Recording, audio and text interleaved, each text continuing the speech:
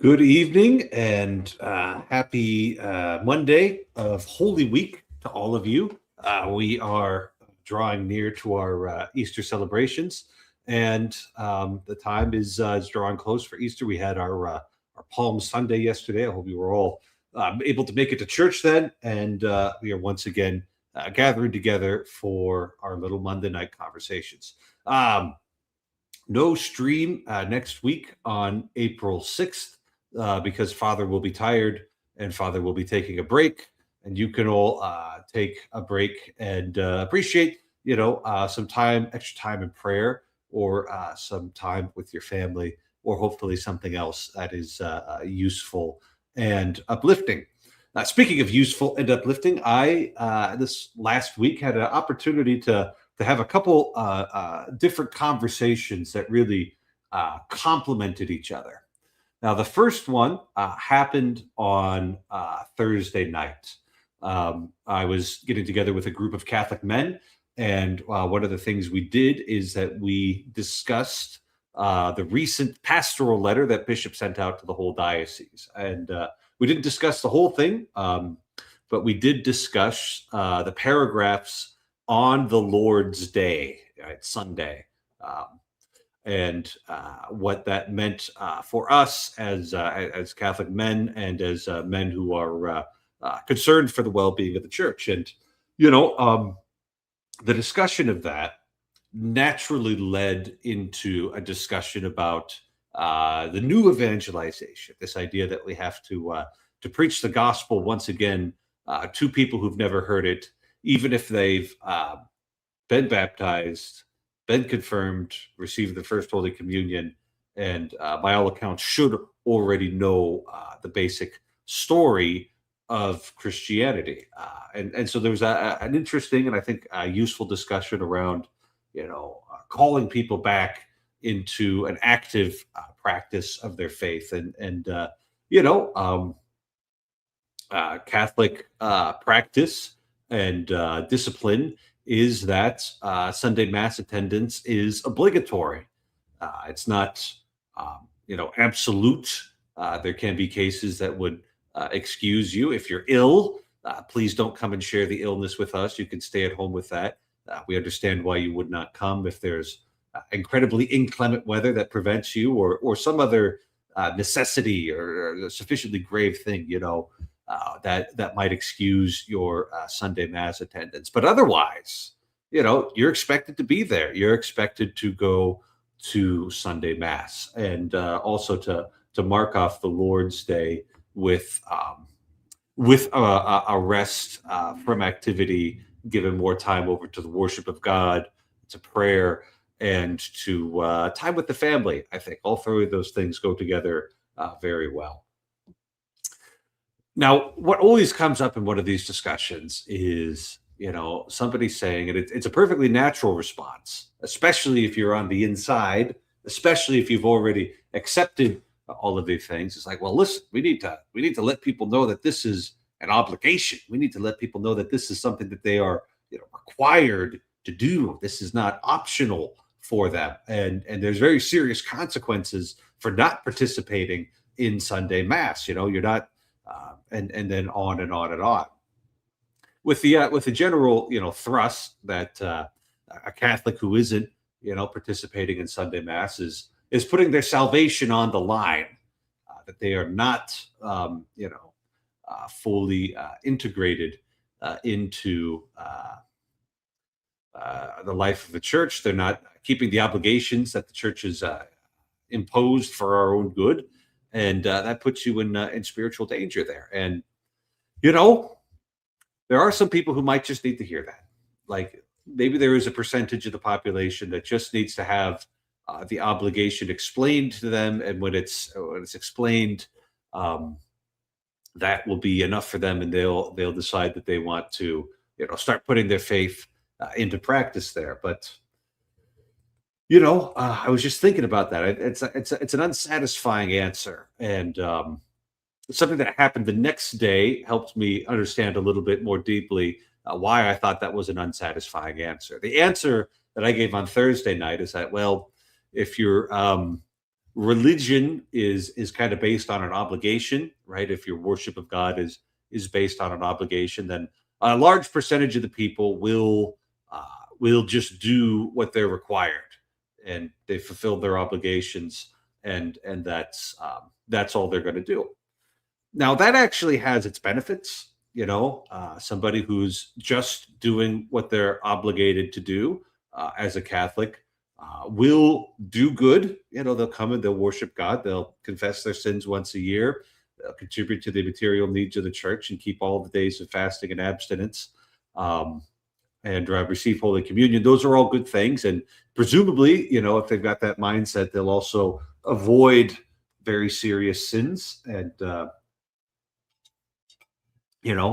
that'll make them a better Catholic and a better citizen. So there's something, it's not like the obligations, putting a certain level of obligation is good for a lot of people, even if they're only ever going to reach the bare minimum. But I didn't think that just reminding people of the obligation was going to crack into most people, that was going to be a solution that would only work with a small percentage of people.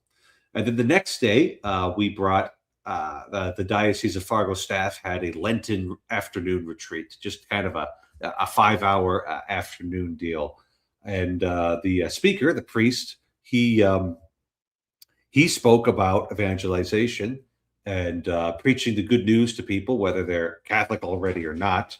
And he said, this is the way that you have to do it. And he was basing himself, was basing his talks on books by Father John Ricardo. And I'm paraphrasing quite freely here, but you got to tell people the story of salvation, beginning with creation, moving on to the fall, moving on to the redemption, and the life of the church in the Holy Spirit, and being able to tell people that.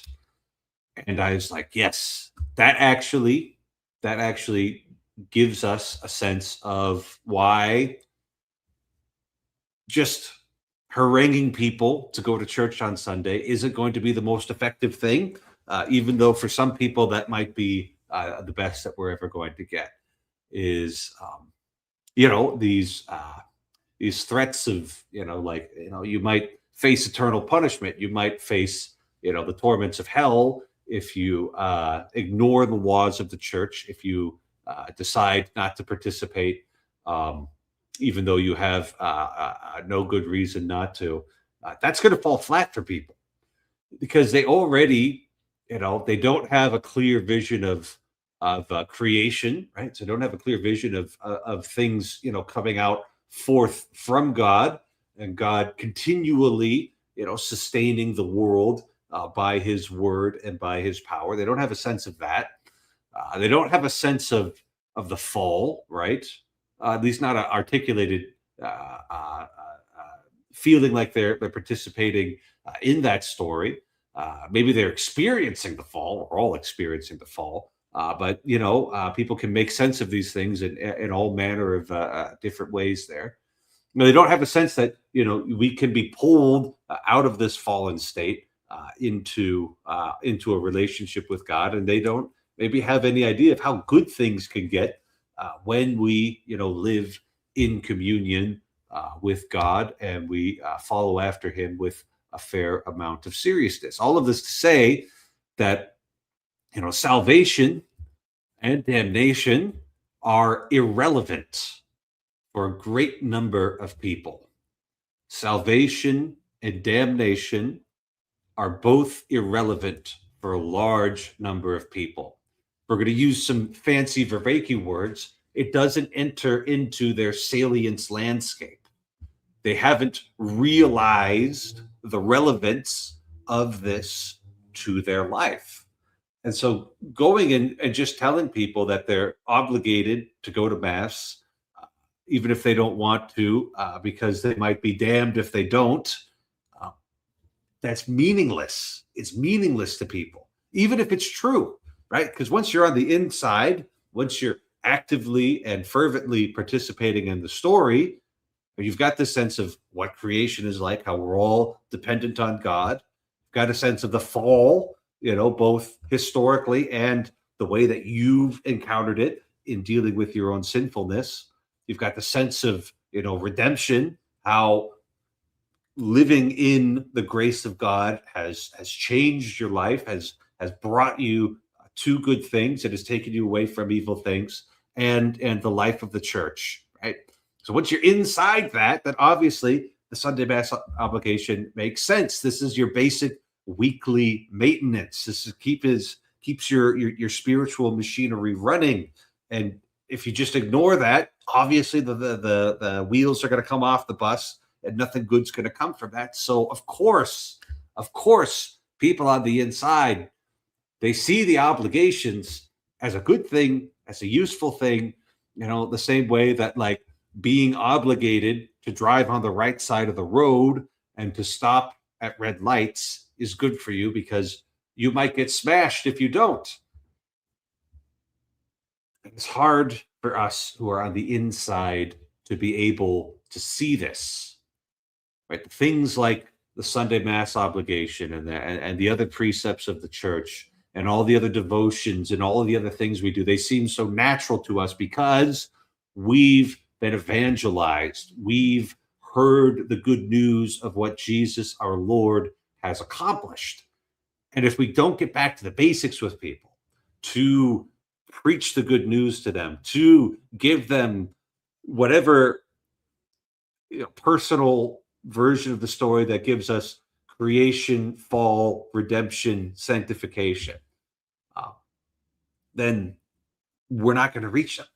We've got to welcome people into the story that God is telling through history in us right now.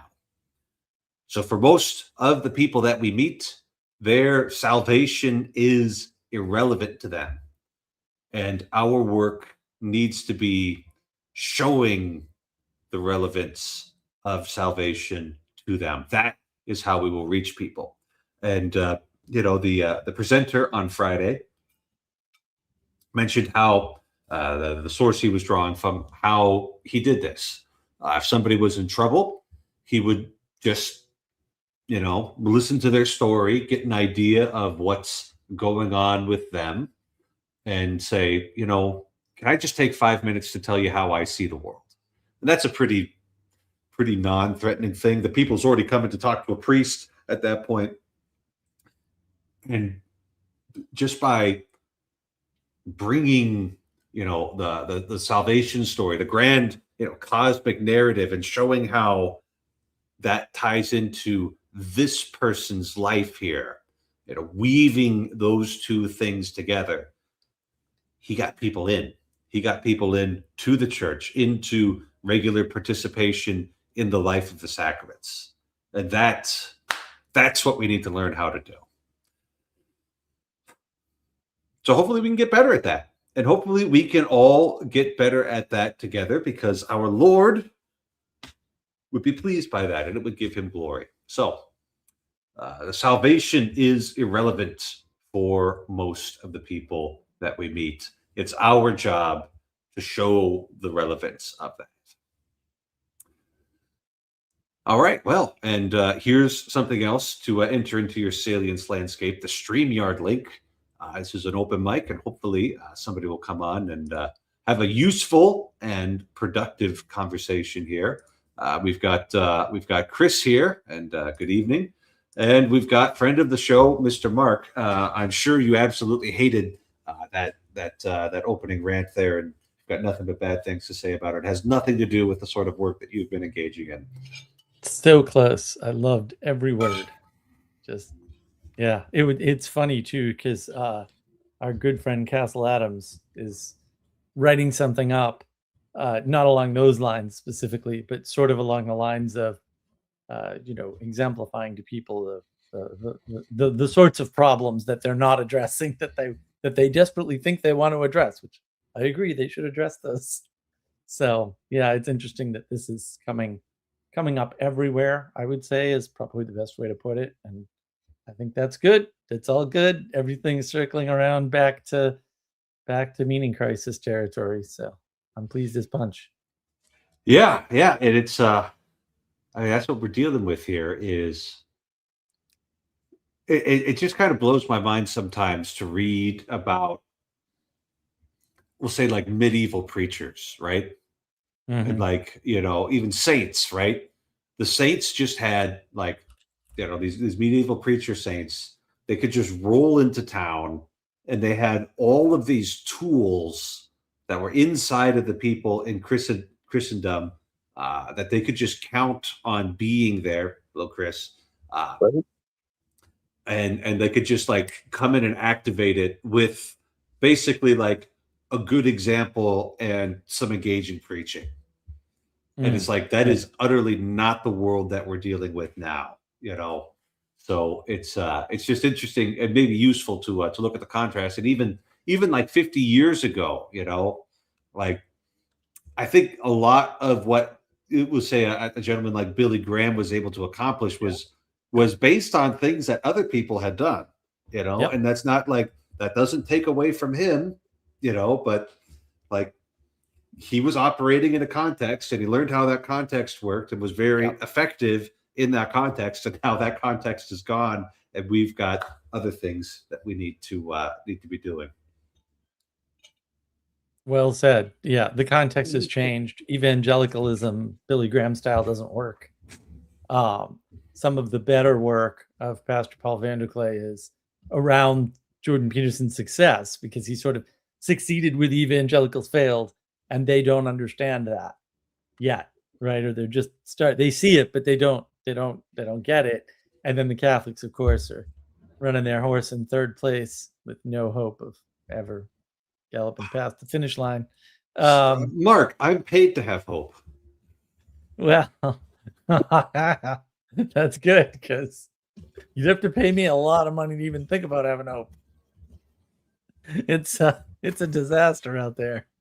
It is kind of a disaster, but well, it is. She's a tough old bird.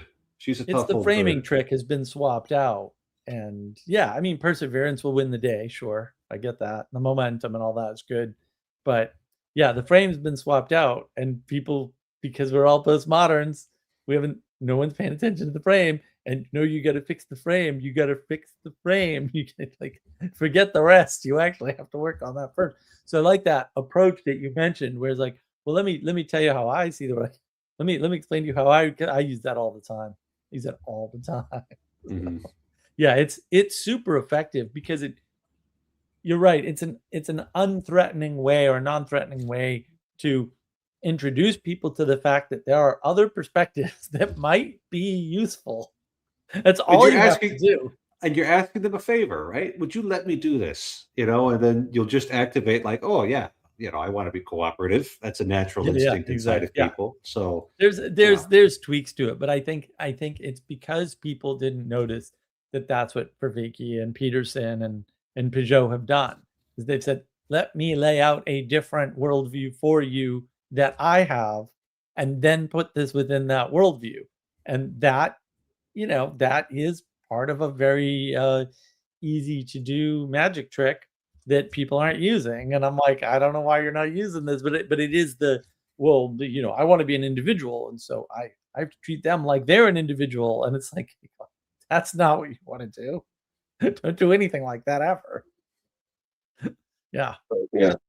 That individualism does crop up in the evangelical space. There was a thing I noticed when you guys did that nefarious movie review. Father Eric mentioned the participation in the life of the church, and that's a different orientation than the evangelical, like trying to get as many people as possible to have a personal relationship with Jesus. You've got a different connection thing, more connected thing than just a linear connection with God. So and that's it's got to be both, right? So we look at the sacraments of initiation as baptism, confirmation, and Holy Communion, and it's on account of our communion with Christ that we have communion with each other, right? So it comes down vertically first, and then we establish the horizontal, based on that. And that's the way that, it works there. And so I guess, I've never been in an evangelical church, right? like I've been inside the buildings before, but like I haven't been a member, haven't been tempted to do that. So I can't speak to these things from the inside, but I know that even like just yesterday it was Palm Sunday, and thanks be to God we had not wretched weather. It was just, I mean, Mark, you would have been cold, but you're a little baby, so you're cold all the time. True. But we had a Palm Sunday procession yesterday from the bishop's front lawn into the cathedral, right? And I'm a big fan of this. Less jibber jabber, more processions. And to be fair to my friends on Thursday night that I talked about at the beginning of the stream, one of the ideas they came up with that I've been percolating on for years now is let's have a big Eucharistic procession. Right down University Avenue. Let's just show everybody who we are and what we're up to. And they came up with that too. And it's like, yeah, getting the sense that we're all just going to walk together with our palms into the church, even though it's a bit of a pain in the butt to do all the logistics and the organizing for it. Like, it's worth it because you've got like that kind of communal, and we're literally just, walking together. It's very, very powerful thing. And I remember doing it as a little kid and thinking it was great, because it's like, oh man, this Sunday's different. And I get a palm branch, and I don't know how that would work in an evangelical church. I know you all sing songs together in the evangelical churches, and that ain't nothing right there. That's probably the best tool you've got.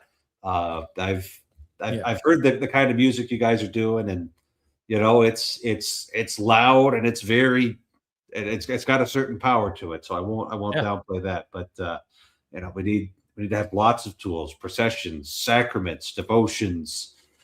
That music's flat. Funny hats. Funny hats are very important. We need to get our funny hat game, cranked up here.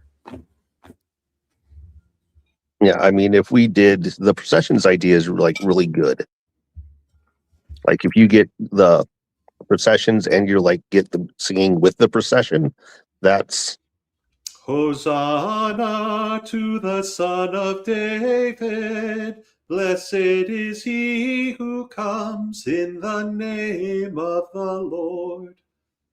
That's what we did. Yeah. Very good. Yes. And the thing that it works so well. Palm Sunday works so well because what are we commemorating?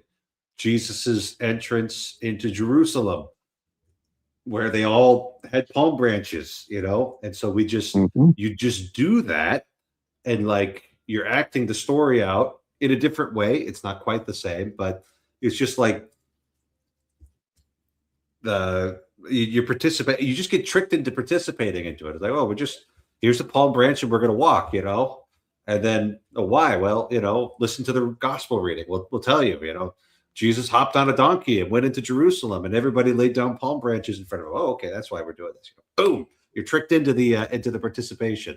So it's, man, I love my job. Best job in the world. Denise, if you're trying to talk, I'm sorry, we can't hear you. You're mute. She's muted or something. She's talking. Yeah. Not muted on my end. It's a hardware issue or software on her end. So just keep on trying. Say a St. Michael prayer to get the tech demons out of there. But you guys had a special thing for tech demons, no? I don't know. St. Michael, it's just too useful. Like, why not just have him do it? He threw Satan himself out of heaven. Could you do that, Mark? Every time, You couldn't do that, Mark. You couldn't throw Satan out of heaven. I haven't had the opportunity. How do you know? I have to be mano a mano with him, and then we'll see what happens. I don't know. Yes. You're just gonna. I would try. I mean, you would try. You would try. I will say that. I will say that you would. I'm all in. You would give it the old college try there. We'll see what happens. I think like you can't throw a demon with your fists. It's like it's not how it works. I wouldn't use my fists. I'd use a hell of a lot of invocations, though. Okay, for sure. Who would you be invoking? I'd use all the ones I could think of. Who would you be invoking then? You're just I'm not going not to have Saint telling. Michael do it for you. I'm not giving away my secrets. It might be. It Okay. might be that. I don't know. Yeah.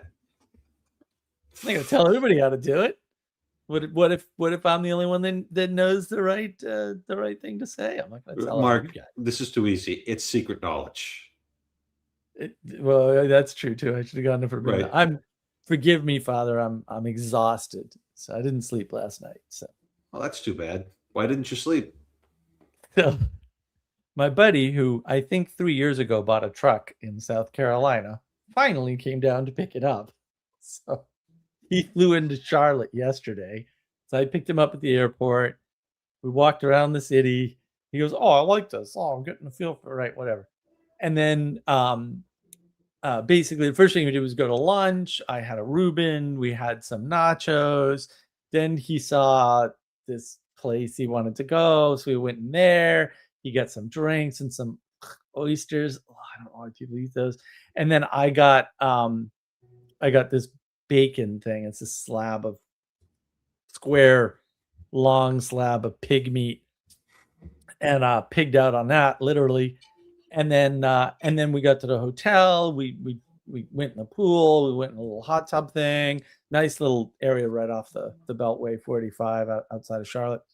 And then we went to dinner down the street because it's a little enclave. They build these outside of Charlotte. It's great. Little enclaves. This one's got a nursing school in it and like 3 hotels and then, some places to live and mostly a bunch of shops. And it's got 2 entrances and that's it. It's like a little enclave. It's great. These things are great. They're all over the place outside of Charlotte. And so they had a nice little Italian place. It was pretty good. So we ate there. And then between that and watching mobster things, and then the Sean Diddy Combs documentary because he has Netflix, and I was like, "What on earth is this? Holy, this is Didn't far 50 worse." Cent fund that thing? It was somebody that I said, wait a minute, he's a this. Right. Yeah, it could have been 50 Cent. I don't know. But the number of people in that documentary that said well, now that I'm looking at it, it was really obvious that this evil was happening at the time. I'm like, well, there you go.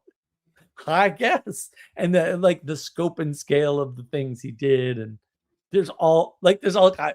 If you knew half of it, you'd be like, why didn't they lock him up then? Really? You had to wait all this time? And yeah, some of the stuff is just beyond bizarre, and it's so bad. It's so bad.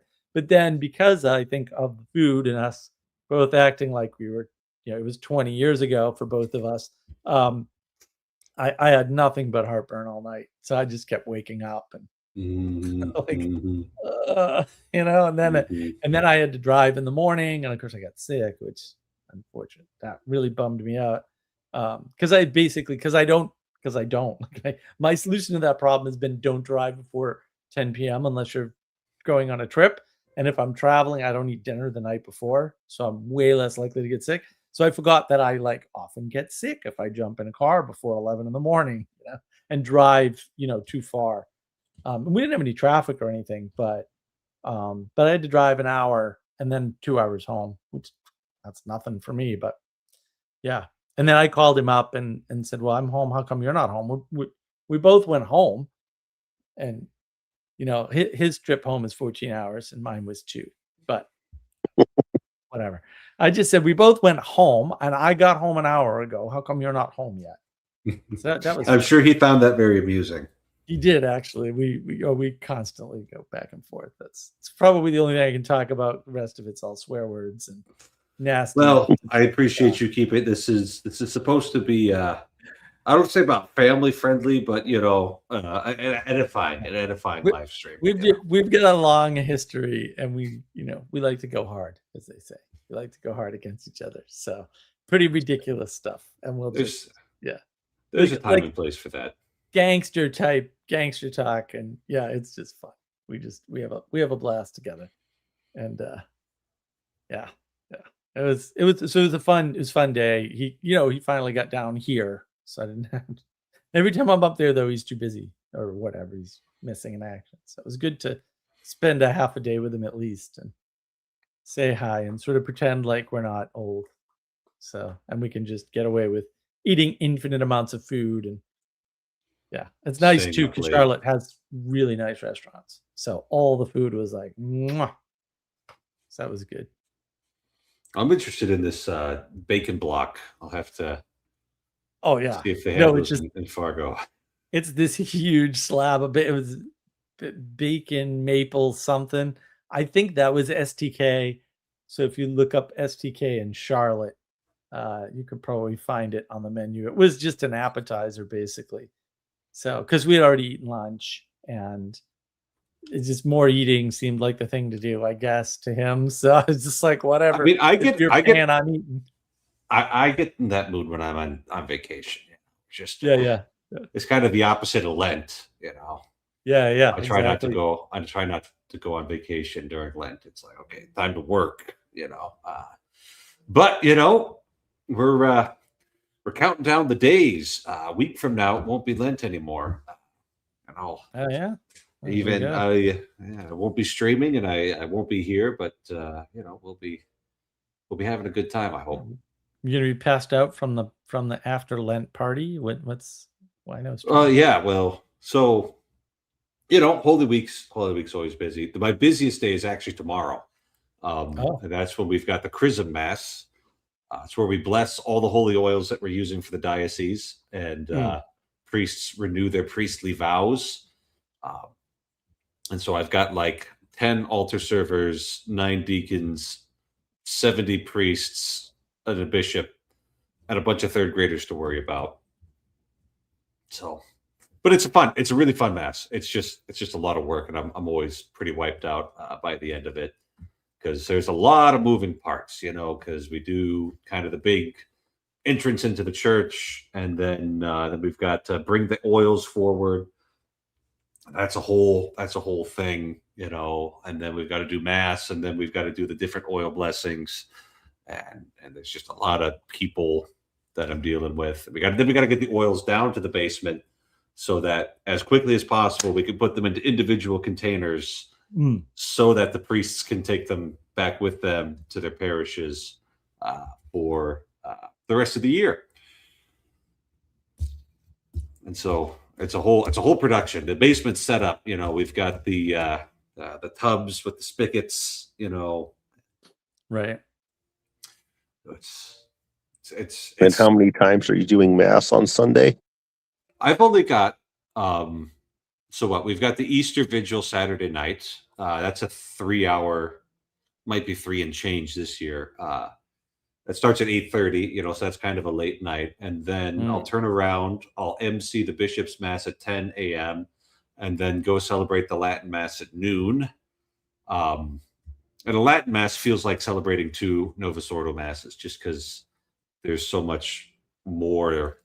There's just more of everything. And then I'll go home and I'll collapse, and Mom will make me dinner, and that'll be just fine. Fortunately, my parents, I live in town, same town as my parents do, so it'll be 5 minutes from the Latin Mass chapel to my parents' house, and then we feast, and that's after the Holy Thursday liturgy and the Good Friday liturgy. So it's all, and then there's a big rehearsal with everybody becoming Catholic, and that's Holy Week. That's what we do in the church, Mark, for Holy Week. You know. Sounds. I'm tired just listening to this plan. Like just listening to the plan has made me completely exhausted.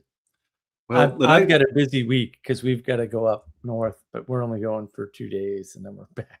I'm like, yeah, we're gonna spend, 2.5. Yeah, we're gonna spend the equivalent of 3 days driving and we're only 2 days there. We're getting the hell out of Dodge. That's I don't know if that's a good deal right there. When I was younger, I would never do that. I would always be like, no, if you're gonna go somewhere and come back and the travel time's longer than the time you're spending, you would never do that. I don't follow that rule anymore. Things have been better. But I have to go. I have to go visit the cousins in Maine because there was an issue there. So I got to go up and see my uncle because he just got engaged. I think. So I've got to see him. You've got to go So get to the bottom of things. It sounds like. there's just a lot to do, and I just have to do it. So it doesn't really matter what it costs travel time wise, but we like the drive. So I don't mind You get staying in some a hotel. Appalachian Mountain stuff. Do you get to cross any cool bridges? We might go, yeah, we'll probably take the mountain route, and because it's shorter by like 50 miles or something. So we'll probably take the mountain route up, and that is prettier. You know, it's way easier to do the traffic because you're skipping DC, right? You don't have to worry about anything in DC. You don't have to worry about Baltimore. You don't even have to worry about Richmond's almost never a big deal. Like Richmond rush hour, it's not worth worrying about, but also Richmond. So you don't even have to worry about that. That area gets blocked up though. It can, that whole stretch for the like 100 miles, even south of Richmond gets slow.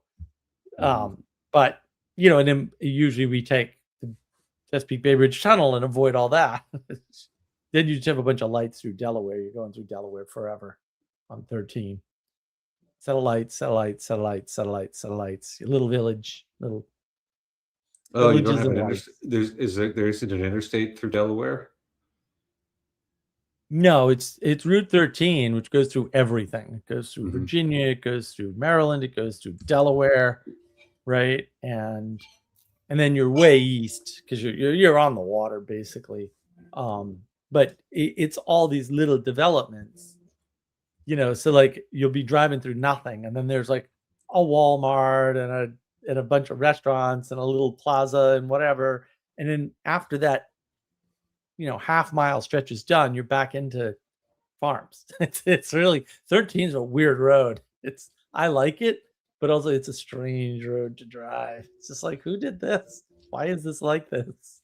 And the bottom half of it isn't like that, closer to Virginia and Maryland. But once you get into Delaware, it's the whole road. It's just a very strange place. And then it's a little harder to know where to bunk out for the night. Just gets a little harder to figure out what's gonna work out. You do have to get through quite a bit of Delaware and Delaware seems unending on that, even though it's the second smallest state. Because you're going north-south and it's a small, skinny state, north-south. It's like, it's too much Delaware is bad for you. You got to take it in small doses. That sounds about right to me. Anything on the East Coast, it's just well, the Northeast. I mean, it's just very foreign to me, Mark. It's just very foreign to me. It's a foreign place. It's interesting how different it is, and how different we'll say the New England is from New York and New Jersey. Like that's just completely different. New York and New Jersey aren't that different necessarily, but they are both different from most of New England. Northern upstate New York should just be part of New England, but it's not. As much as I'd like to just draw a line and fix a bunch of political problems and voting issues for everybody. All the Republicans are in upstate New York. We put them all in Massachusetts, let the rest of New York fail under Democratic policies, and force Massachusetts and Vermont to be more Republican voting. That would be fine. Everything would get better immediately. So, well, unfortunately, states have rights, and that includes they can hold on to their borders if they want to. So they create gerrymandered political borders so that Democrats ever have an office in any state in the United States.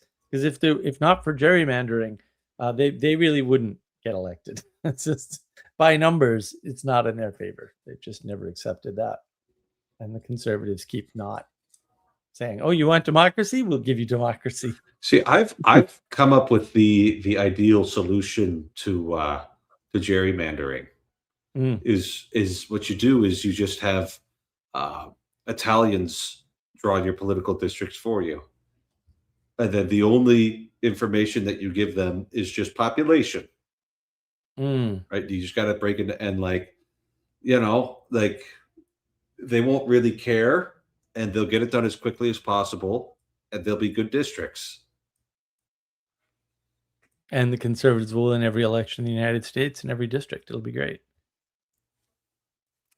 Yeah, like you just have to have somebody indifferently just look at the population and say, okay, well, these are useful ways to clump them together. And now we're off to lunch. Direct democracy doesn't work. That's why we don't do it. But also, at this point, I'm all for it because I know which way it's going to go. But how can the Democrats lose with the Democratic Party? They have to win a Democratic election, right? Exactly. That's part of their little psyop. And it is part of the framing, right? The framing problem, unfortunately, is around the word democracy. The word democracy is poison. It's the thing that caused all the problems of the 20th century. Nobody likes to talk about that. In the name of democracy. Well, it's a weird dichotomy, right? Because the people who support democracy also support communism. And I'm like, well, you can't get less democratic than communism, right? And so they don't realize it, right? But then they're anti-Hitler, but of course Hitler was elected. So what? I don't. You guys seem a little confused about how this works. And that is, they are like everyone's caught in the cognitive dissonance of the myth of World War II, and the lesser part of that, the World War II consensus that is kind of fed to the people who can't handle a myth. And fair enough, that's a lot of people, and I think that's part and parcel to, because it's not political, right? It's above politics. That's part and parcel to the crisis that's going on with the church, and how do you get the message across, and what message do you send, and how do you reach those people, and what is the impact of using a different method to reach those people? Because that's more the Marshall McLuhan end of things that I don't think Marshall McLuhan does proper justice to. But what you can't send you can't even send a half decent message on TikTok, right? In a video. So what do? Well, you have to find new and better ways of messaging, and then use that as an attention grabber, not as a message sender, because it's not a message sender. And I think once you kind of figure that out, it's like, oh, okay, we have to deploy the tools correctly, and we have to understand that it's a framing issue, and that if we give the normal language, it's not going to work because the frame's not right. Yeah. So let me see if I can break that down into nice small words for a simple country priest like myself. So we're trying to do things on TikTok, right? Because that's where the youths are at. Like, we don't want to turn that into like we're actually trying to make an argument in a linear, rational way, because you've got 3 seconds before you lose somebody's attention. Yeah, something ridiculous. Right. And that's the way the damn platform works. Yeah, you've got 30 seconds. Well, that's the way humans work. But you've got 30 seconds to get your entire point across. But if you say, oh, my entire point is, even something small, Sunday mass obligation. Right, Sunday mass obligation. That is not what you should be putting on TikTok. Yeah. That's where people are getting confused. Well, it's like, but like the way you do it, like having Trent Horn sit there and explain the Sunday mass obligation to you for 30 seconds is not good for TikTok, But it's not even that. I mean, the people have been so dissected that instead of being able to talk about a compelling idea, right, which does work for a certain class of people, it's just a very small class of stuck-up, arrogant bastards. Hey, leave their mothers out of this, all right? No. We've been fractured, technically dissected into a hook, right? And then something that keeps the attention after the hook, right? To use the people use a lot of fishing metaphor here, right? And then the reeling in. And it's like, well, that's an awful lot of steps for something that never needed that many steps. And I watched this fracturing happen, so this isn't theoretical. It's just like, no, I can just show you the progression of this of this fracture. And it's interesting too, because I've been watching a lot of the 80s TV shows, in particular Stingray, which is awesome, and Airwolf, which is also awesome. And I'm a big fan of writing, and fancy myself. I mean, I do have a book now, so fancy myself an author. The episodes are not particularly well written. Why do I like the show? Because writing's big. Writing's big for my whole family. Like, we're all just really big on good writing. And, it turns out to a large extent, there's like cool tech, really good and good looking actors, right? And the music, right? And what I've noticed, which I find very strange, like I'm trying to work this out, right? If I watch more than, say, 2 episodes in a single week, that damn song's in my head. And I can't, like at night and stuff, like I cannot get rid of it. That's how good the music is.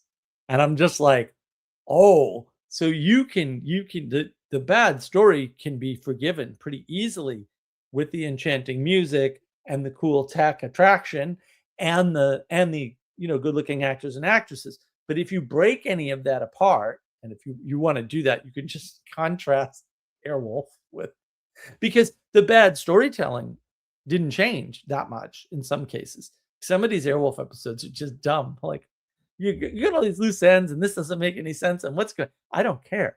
Still the best episode of Airwolf I've seen. I don't know how. It just is, right? And so it's like, what's going on there? Because you watch one episode or one piece of one episode of The Acolyte or any of these new, you can't watch that anymore. They had to kill it and erase it from the world. Any of these new shows, and you're like, this is awful. Yeah, because they don't have the good composer, and they don't have the good looking actors and actresses, and they don't have the cool, attractive tech. They're actually just relying on nostalgia.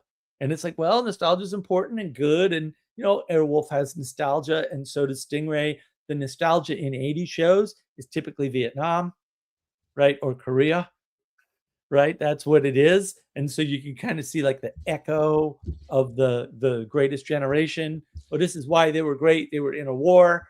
Our heroes are going to be great because they were in a war, right? That pattern's there. And like none of those technologies, if you will, because I think they are all techne, are being utilized in the new stuff, because these people don't understand what the hell they're doing. They're all incompetent, basically. And it's the incompetence has grown so far that people don't see that they're bad shows even. And so they're all shocked. They're always shocked. Hollywood's always shocked. This didn't work. Why didn't this work? And it, Critical Drinker and everybody else is like, well, this never had a chance. And we told you that when you announced the project, and we told you why, right? But because that's not how humans work, right? So what do we do about the hook? And then where do we send people? It seems really like we should just win this, right? Because it's like we have, 2,000 years of bangers like stored up in the cassette player, and we could just bring those out. We've got the beautiful, rituals, the beautiful vestments, beautiful churches, and just like put that out there. And so it's like, even with like the Sunday Mass obligation, right? Like we just do like a cool, and I don't know how to make it cool. I'm not paid to do that. But like, just like the shots, and then at the end, it's like, see you at Mass, Well, I wouldn't even. I mean, I might. The hook for that. Let's just break it down. Let's see if we can. The hook for that will be the smoke thingy.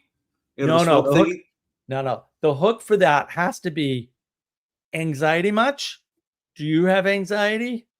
You know who doesn't have anxiety? Father Eric.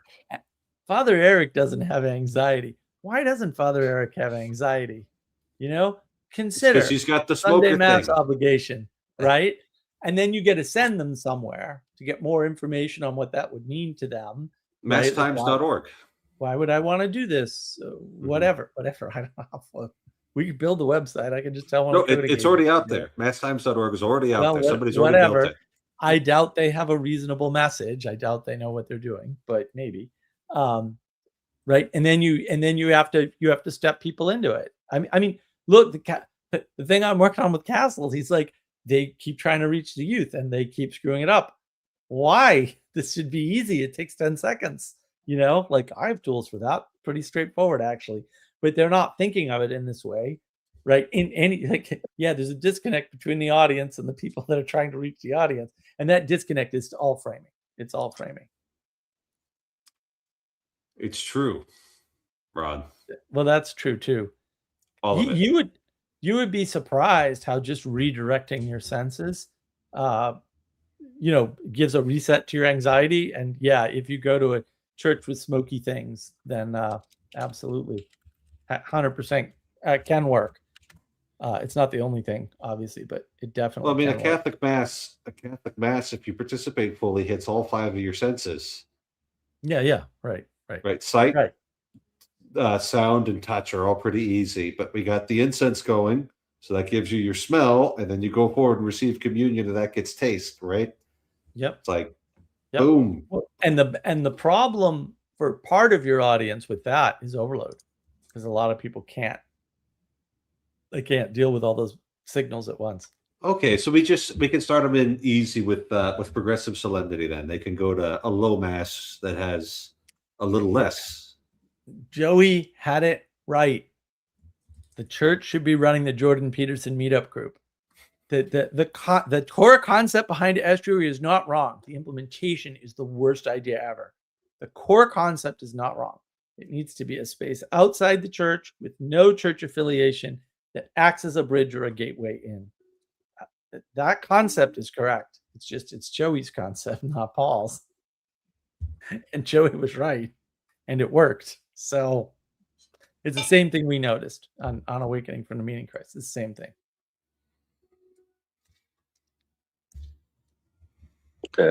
I mean, the thing about stepping people into things is you probably have to impose on them a little bit.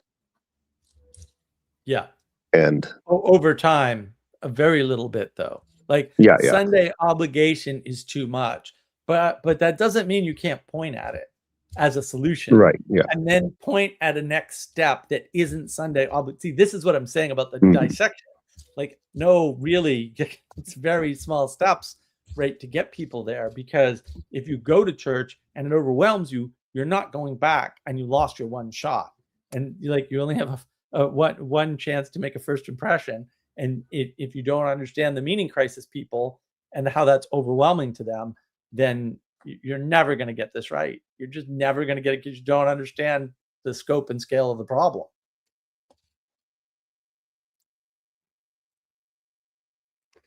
It sounds like a lot of work, and I'm already so busy. It is a lot of work. Well, look, you're not the only one working on this stuff. So there's stuff going on in Richmond, Virginia, around men's groups that I'm super excited to hear about. So that was a happy thing. And then we're still working on more tools. I ginned up a practice like last week that I thought was pretty cool. So I got to sit down with all that and do that at some point. But well, then you're just going to have to fast a little bit from the giant bacon steaks.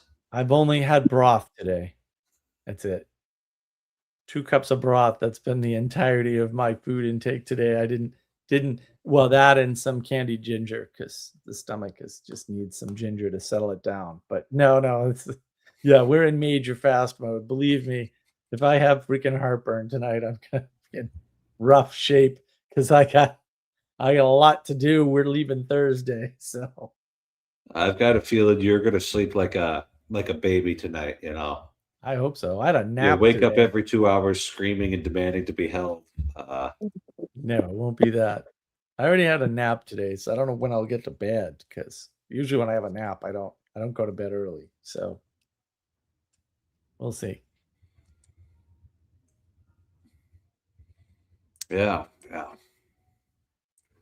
I mean, if it's a matter of we've got to build something outside the church to step people into it, the best I can do is hook them up with funding and like maybe make the occasional connections. But am I overwhelming, Mark? Like just a guy with a collar? Is that because that was kind of like? Do you remember? Do you remember? Collar. Do you remember the Thunder Bay conference? Yeah. And like Dr. Vervaeke be like, and now I'm talking to a Roman Catholic priest about Aristotle. Like, were you at that? Did you remember that moment? I think it was in one of the. Yeah, it was just like, that's a funny response, you know. Like I'm around priests all the time. They're not scary or even particularly impressive, you know. Right. But no, but they are scared. Well, the Catholics still have no idea, like none, how much animosity there is and how much propaganda has been said about the Catholics and how serious they are. But they're just starting to notice now, some of them. But like when I went to rides with Sarah, I'd be like, all right, here's how you do this. Just look at the buildings and tell me which ones are churches, and notice all the crosses, and you'll notice there's no crucifixes anywhere. You're just not going to see them. And you drive through large swaths of the US, and what is happening? It's like, what is this? This is right. She was like, this is bizarre. And then when they elected the new pope, she noticed right away. She's like, why are the Protestants the only ones talking about the new? No Catholics that she knew were even discussing it. It's like, why are the Protestants so concerned with the Pope? They shouldn't care. That's a good question. What's going on with, like, it's little, those aren't little things. They seem like little things. It's a little things like that tell you everything. They actually tell you everything. You know, like, oh, I see what's going on here. You know, Mark, I don't see what's going on here. You're gonna have to spell it out for me like I'm stupid. The amount of propaganda around, we'll say, what the Catholics did or didn't do, in all cases I found they didn't do anything like that, but whatever, is what you have to overcome. Mm-hmm. And because you don't actually know that, and you think, oh, Protestants read the Bible, we read the Bible, we're all Christians, you're never going to get it. And the thing is, a lot of the Protestantism is actively anti-Catholic. And they're starting to see it now, right? You're starting to see it now, but it's been there all along. And that's really the problem. And the Catholics are very nice. Like, they'll let Protestants go to Catholic schools because they're Catholic prep schools, right? And then, like, they're not getting the message. Well, if it's a Catholic prep school, that's what I went to, a college prep school, which was Catholic, because all the college prep schools were Catholic, all of them. There weren't any that, like, the other denominations. The whole Hillsdale thing's pretty new. Right. Yeah. Right. But in New England, they were all Catholic. And then it was those Catholic schools that are teaching Aristotle all along. And so it's not like the Protestants didn't know this, right? It's not like it wasn't clear from simple observation. So why is Vervaeke surprised? Like, why would he think that the Catholics don't like Aristotle?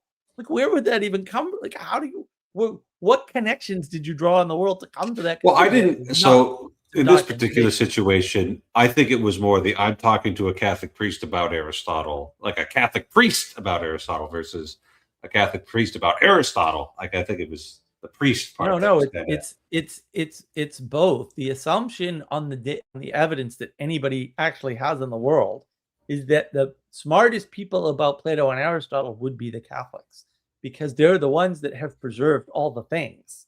Mm-hmm. And it's not going to be the Baptists. Like, it couldn't be. It's like they came along after, like, way too late, right? They weren't building on that foundation. They were building on a different foundation, right? And that's the problem, is that the only possible assumption from the data you have is that the only people you could actually talk about Aristotle with would be the Catholics and the Orthos. No one else should have any idea about Aristotle. And in fact, they don't.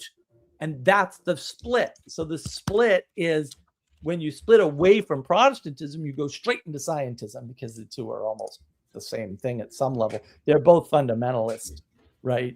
And so you've got this fundamentalism that is pro-philosophy or fundamentalism that is anti-philosophy.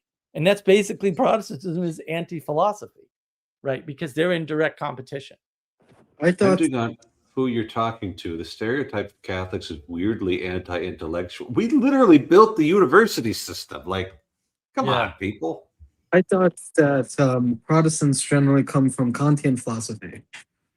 And that No one knows Kant, dude. No one's ever read this guy. Like this. We're talking about 1% of the population that even knows who Immanuel Kant is. These classifications are ridiculous. That no one read him. I'm sorry. Just it's a tiny number of people, and that's all new, right? So I mean, yeah, because Protestantism is a Kant was movement. like some 100 years after the Protestant revolt. So, Exactly. Protestantism came along way before Kant was a thing, and he's informed by that. At best, though, Kant could be articulating some of the currents underneath Protestantism right there. I think, especially with the way that he handles theology and aesthetics, is like making them kind of like, really not all that objective there. That's where it got comes that from. materialist, like this materialist current underneath all of it. But philosophy comes directly from religion. And you can sit there and whine about Plato and Aristotle all day long, but I'm just going to tell you, you didn't read the book. I can tell you didn't read the book. I got it right here. I'll pull the passages where they just start talking about gods and goddesses all over the place, right? As justification for their philosophy. So I don't know how people think this works, but it's pretty freaking clear. There's no evidence that philosophy comes from anywhere except in a religious appeal, or what we would now call a religious appeal. And by the way, because Pastor Paul tweeted this out like last week, and of course I had an intuition and then looked it up. Of course, the intuition was correct. Where does the modern idea of religion or usage of the word religion come from? Zwingli and Calvin. That's where it comes from. So there you go, right? Like the word was around before, that was used completely differently until these Protestants come along, and now we have this bifurcated idea of, religion from science, from philosophy, and it's all nonsense. It's all made up nonsense. That's the propaganda from the Protestant Reformation, basically. Which is interesting because Dr. Peterson kind of intuited the medieval definitions of it, or it's like, well, look, whatever that thing is that you have at the top of your values hierarchy, that's going to organize everything for you. And it's like, what's the definition of religion in, we'll say the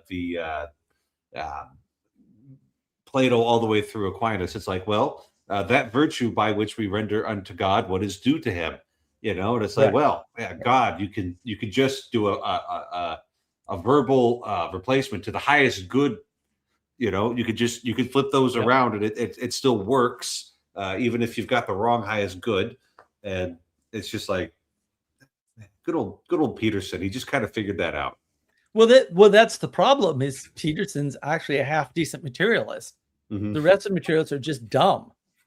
Technically. I mean, I'm just going to say they're just stupid. Like the conclusion's inevitable if you carry your argument through all the way. And what they do is they're stupid. They never carry the argument through all the way, because if you carry the argument through all the way, you're always going to end up at the same system that you had before that you rejected. And you can say, well, that didn't happen, but I don't know, man. Historically, it happened. It's like your own historical science or science of history, or history, if you don't want it to be a science, still says what I'm saying.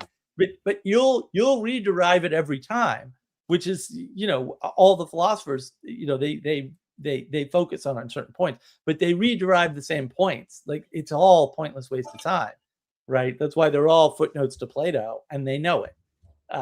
So it's like, well, then why are you writing all these books? If we already knew all this stuff, why are you writing it all over again? Just to feel better about yourself, because that's all you've accomplished, really, ultimately. And that seems to be the problem. And if you're going to classify things, that's fine. If you're going to use logic, that's fine. If you're going to use both, you're going to end right back up where the Catholics and Orthodox started. I don't know what to tell you. If you don't see that, that's fine. But if you do the math long enough, you will see it, right? And Peterson figured it out. He saw it for sure. That's what's so interesting to me. It's like, your system leads exactly back to where it began, which should be no surprise to anybody. So why you keep rejecting where you began is beyond me, because it doesn't make any sense. And then you cry logic at me, and I'm like, but you're not logical. So I don't care about whatever you're calling logic is not logical. I don't know what else to tell you, people. And it is a weird contradiction, but that's what breaks the framing. Like, living in a contradiction, or trying to live in a contradiction or a paradox, that breaks framing. And once the frame is broken, the words, you have a hard time with the words and the language and nailing it all down. And so that's why we're stuck, redefining community. And then Vervaeke goes, communitas. And I'm like, but we have an English word for that. We really don't need the Greek version. Religio, connectedness. Yeah, but we have an English word for that. We really don't need to go back to the Latin. Like, I get it. Like, but going back to Latin is just going to say the Catholics had it right all along, dummy, or the Greek. Like, so I don't get it. Like, you're really just stuck in a loop where everything leads you right back to where you started from. It's not that hard. Yeah. Things. It's all a mess. We'll try and get it all put back together, though, sometime before you die, Mark. Hurry up. I felt like I was going to die last night. Oh, man. Hey, Noah, tell us about the men's group. Oh. Hi, Father Eric. Hi, Mike. Hi, Mark. Can you hear me all right? Yep, you're coming through just fine. Okay. Yes.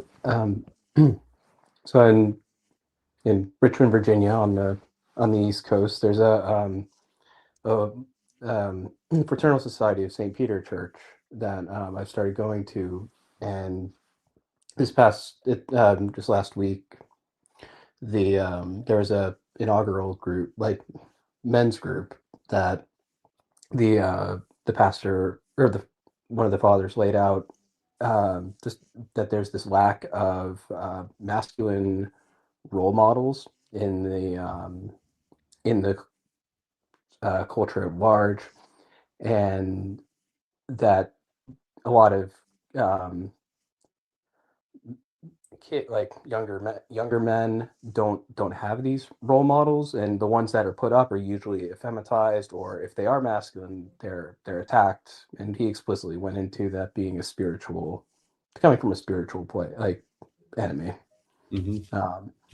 And that there is also a generational, he pointed to a generational gap too, where he was in his late 40s, early 50s, and he noted that he didn't have a place where he could be learn how to wield anger, how to wield the masculine virtues well. Mm-hmm. And that he wanted to set up some kind of container. He didn't really know what it would look like, and left that open. And he wasn't sure exactly how much he could help as a priest. Mm-hmm. And he explicitly said that from his perspective in the church, they don't know what to do about this. So, and even the word meaning crisis was brought up in a Q&A afterwards, and the young men in their 20s and 30s, that group was brought up too, as in addition to younger kids. Mm-hmm. And there's an opening to what kinds of what can we do, and book clubs are brought up, but I would hope they can push beyond that. Yeah, and I think that's a really useful thing. My dad's founded a men's apostolate here in the city of Fargo, and he's got great intuition with how to run these things, and maybe a little bit of guidance from on high as well. Both of those coming together. And I remember, I think he started really getting going on this about 10 years ago, and just looking back on it now, I can see that the process that led to this wasn't what are we going to talk about, but it was what are we going to do as a part of the formation program. And so, it's an invitation into a year-long formation program. They do a little bit of book clubbing, but after that, it's Marian consecration. It's learning about the virtues. It's learning about different, devotions, liturgy of the hours, and then eventually all of the guys who are coming in have to give a presentation on one of the seven sacraments, based on the catechism there. And that's proven to be pretty successful when you give like a promise of formation with things to do, right? Not just we're going to get around and talk. I'm not intrinsically opposed to getting around and talking, but you can sell these things a lot better when it's focusing on the doing. So I'm not sure what your position in this new group is going to be, but making sure that you're always asking that question. We're getting a bunch of guys together. What are we going to do when we get together? Is so like the men's group that I talked about at the beginning of the stream. What we always start off with is praying the Rosary together. Classic Catholic devotion. Even if I'm not able to make it, the guys can do it themselves, and it's like that. Starting off with that doing right there leads very well into the meal and into the discussion there. So, Okay. yeah. So focus on the doing, because that's how you really get guys that they say, "Oh, we're going to sit around and talk." It's like, oh, okay, whatever. We're going to do stuff. That gets everybody all fired up. So yeah, book club's not a bad start, and those could be a little, but not everybody's into books. But people who aren't into books can do things. So that would be the guidance I have from over here in the center of the country. So wait, I'm sorry, my mic cut out for a second. What kind of books did you say you were going to read? Well, we're not sure that they're going to be reading books. Hopefully they do things. And if one of them's a book club, then fine. There's useful things that can be there.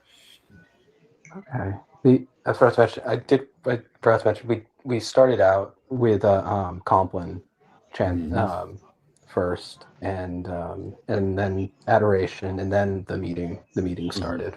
Mm-hmm. Well, that's a good order right there. That's a good order. You start off by praying and asking God to fill you with the Holy Spirit, and then trying to do things. Because you don't, that's the proper order versus coming up with what you're going to do and then telling God and asking Him to bless it. It's like, well, maybe He will, but it's a lot more useful to get on the same page as the boss first, and then let everything else flow out from that. Yeah, which God is why not the first thing I do every day is after I brush my teeth is pray. So yeah. I like this phrase that I heard from Peterson, but I presume this applies to Catholicism as well. God is not a cosmic butler. yes, he is not a cosmic butler. Indeed, he doesn't just sit there unobtrusively in the corner until you ask for him to do a favor for you. Yeah.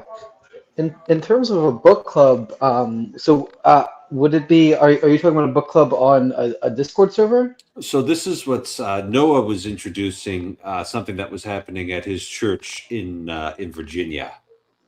Okay. Yeah. Yeah. So it has the advantage of being, rooted in a local community where people can potentially get into a fist fight or, lend each other a cup of sugar, which is, massive advantages being able to do with that. And that's like a huge advantage that as Catholics we have. It's like we are in the real estate business for better or for worse, and we've got outposts everywhere. So in this country, you shouldn't ever be more than about 40 miles from a Catholic church, and it's usually going to be a lot closer than that. Yeah. And do you plan on you had a book club for Moby Dick and Flannery O'Connor. Do you plan on doing another book? We'll get back to Flannery O'Connor. I'm in a time of my life right now. Yeah. There are a lot of things to do, and not as many hours in the day as I might like, and not as much energy as I might like, and I don't want to start doing drugs to get more energy. So we're just going to do this all natural way. Well, you can watch book clubs like Christopher is reading The Republic along with the past Texas Wisdom Community Republic Book Club, right? Mhm. And then we've got Language of Creation. If you're sort of more symbolically minded, that's a mere 40 episodes for some reason.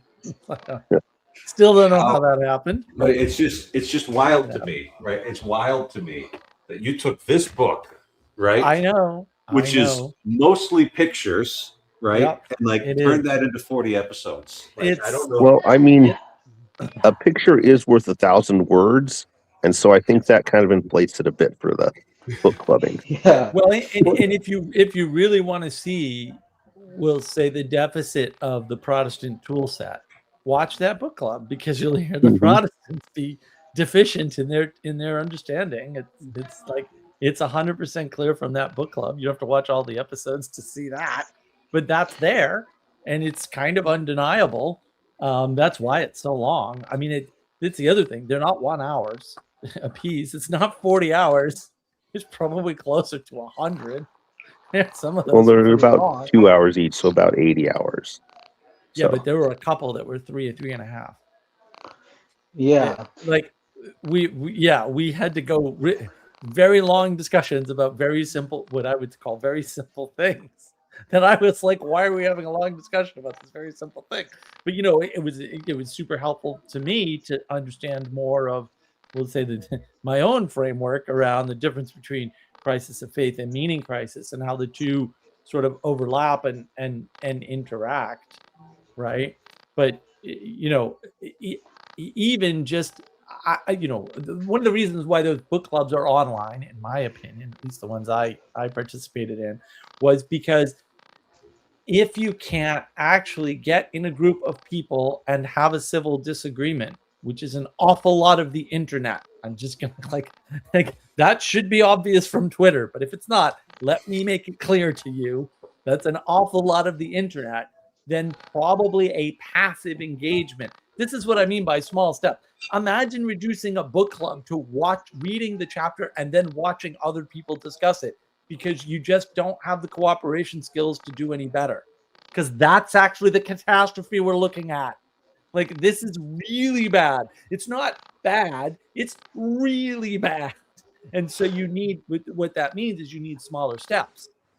And that's what I was saying. Like, the reason why, in particular, I supported Pastor Paul's estuary idea in the beginning is because the core idea is not wrong. The core concept is completely correct. Although Joey already did it and did it correctly, and it worked, and it wasn't called estuary. It was just called the Jordan Peterson Meetup, right? It's like, oh, why did that work? Oh, well, there you go. Now you get right. Once you break it down correctly, like, oh, I see why this worked, and how this has an impact, right? And why, Jordan Peterson is no Billy Graham, and he wasn't trying to be, and fair enough. But my goodness, why would that work? Why would he be the best evangelical since Billy Graham? Because I think that would be a fair way to talk about it. Yeah, and I would like to participate in a book club someday. Because I've heard a lot of people like literature. There's one book that I've been thinking about recently because I've read excerpts, and I've heard some people recommend it. The Metamorphoses by Franz Kafka. I don't know if that's a good book or not, but I've heard some people recommend it. It's a little too new for me. Yeah, that's a pretty new book.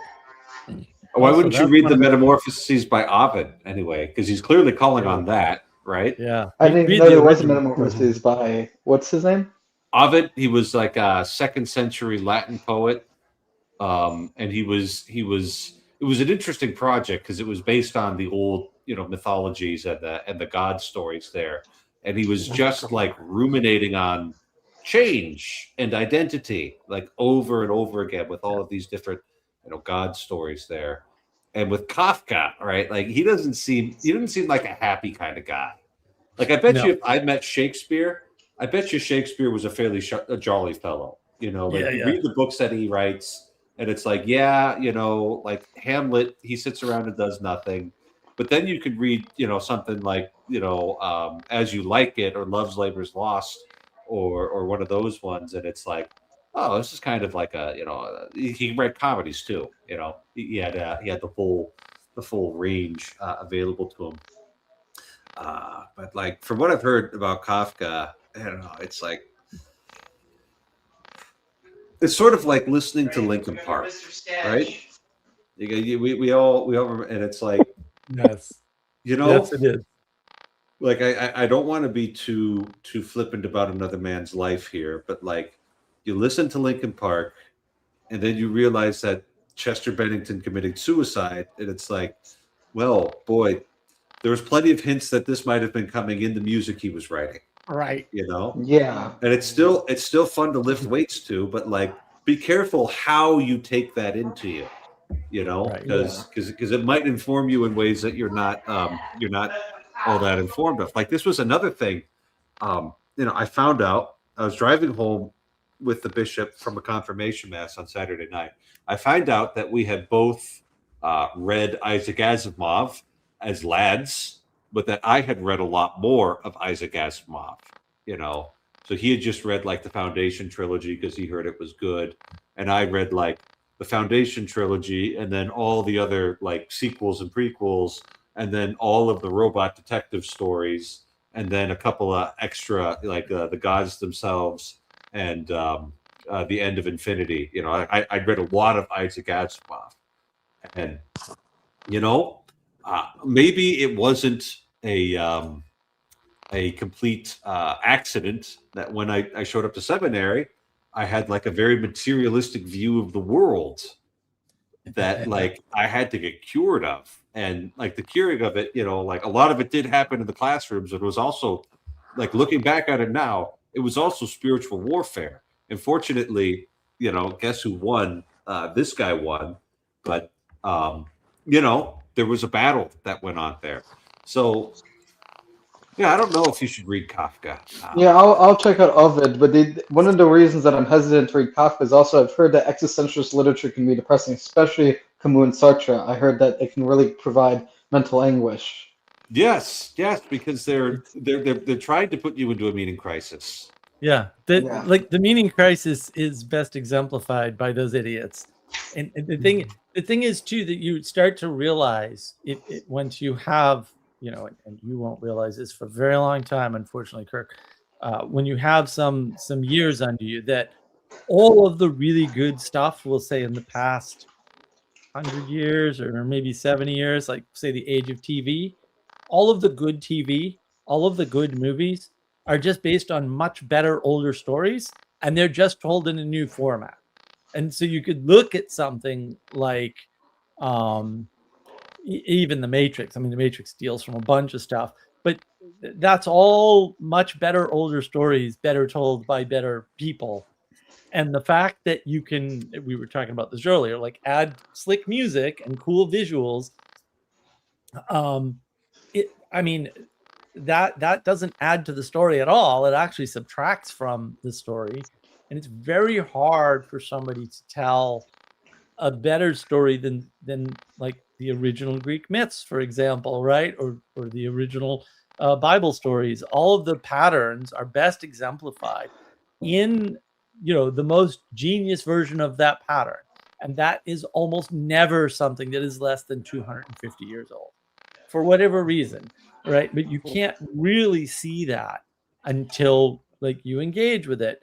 And so even something like I tell people all the time, like, okay, Star Trek Next Generation is okay. It's not great, right? But classic Star Trek is amazing. And it's amazing because Gene Roddenberry knew what he was doing and survived like 3 plane crashes as a pilot, too, by the way. And was putting in his life experience and effort into writing moral plays. Now, as much as I love Airwolf, because it is the best TV show, they were not doing that in Airwolf. And this is not to say that they don't, some of their episodes are just rip off, stories from wherever, from better stories, for sure. But they don't pretend they're better told. They're just told with the coolest helicopter that could ever exist and really good actors, basically. And there's nothing wrong with that. but it's not the original thing, and it's not as good. And maybe the adaptation and manipulation for a modern audience is correct, even because I would have to argue, hey, you know, I didn't turn out so bad, and I had all this 80s junk in my head, and it was fine. Like it was it was okay. Like, not that there weren't bumps along the way, but also I was able to get to where I was able to get to, and a lot of people can't get there. And so I don't know. Like, I don't know what caused all that. So once you sort of realize that, oh, there's only a handful of good stories, and they were well told at some point, and that point likely isn't in the past 200 years, or for most of them 500 or 1,000 years. And then it's like, oh, okay, right? Like a lot of stuff, a lot of TV is just Shakespeare done on TV, right? But it's not the whole Shakespeare, right? Because they're dumbing it down for an audience, for, I would argue, an even dumber audience than Shakespeare was dumbing down the stories for, because Shakespeare's dumbing down stories. That's what he's doing. And he's repackaging a bunch of stories in different ways. And obviously I've actually only read one Shakespeare, but it doesn't really matter. Shakespeare's so part of the culture that, you know, you can see what stories he's taking from and which stories he's combining in many cases, just by hearing about the plots and the characters involved, more importantly. So he's really taking archetypal style characters and putting them in situations, early sitcoms actually, right, where those things are exemplified. Well, I mean, technically that's what a sitcom is. Well, once you understand that, you start to watch sitcoms and you're like, wait a minute, I see what they did here, right? Which I would argue is the best idea of modern, quote, philosophy, we'll call it, but philosophy in the ancient Greek sense is science fiction. And that's why I often wonder if Vervaeke or Peterson has ever read any science fiction, because almost all the issues they talk about are addressed in good science fiction stories. And some of those science fiction stories, to be fair to me, are on TV. Blake Seven is still the best science fiction you're ever going to find.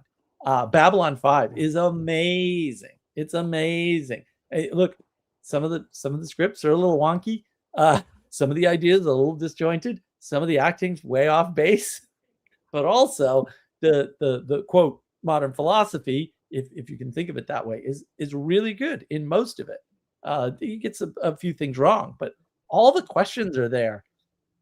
You know, all the stuff they talk about. Andromeda too. Andromeda is great because Andromeda is overtly, quote, philosophical, right? You get the Nietzschean race. It doesn't get any more philosophical. That's a little on the nose right there. It's so good too, right? Where there is life, there is hope. It's like, yes, this is excellent stuff. It's actually a good, quote, solution to some of these problems. Hello, Emma.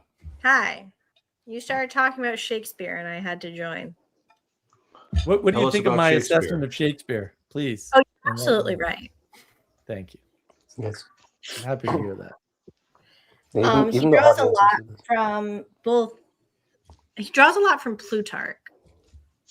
And then also, I think he definitely read Ovid. I think Ovid had just been translated into English when he was writing. Yeah, I'll definitely check out Ovid. So I'm looking it up. Apparently, it says he's a Roman poet. And yeah, it looks like someone I should probably read.